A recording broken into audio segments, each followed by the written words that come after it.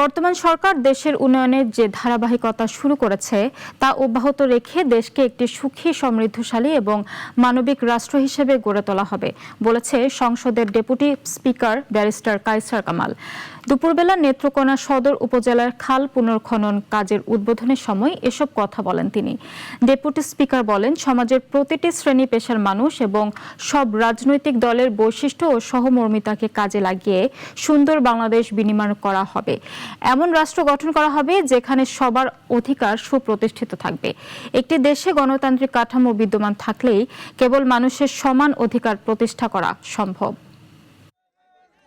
সমাজের প্রত্যেকটা শ্রেণী পেশার মানুষ, প্রত্যেকটা রাজনৈতিক দলের বৈশিষ্ট্যকে, সহমর্মিতাকে কাজে লাগিয়ে আগামী সুন্দর বাংলাদেশ গড়ে তুলব, যে বাংলাদেশে আমার, আপনার, আমাদের প্রত্যেকের অধিকার সুপ্রতিষ্ঠিত হবে।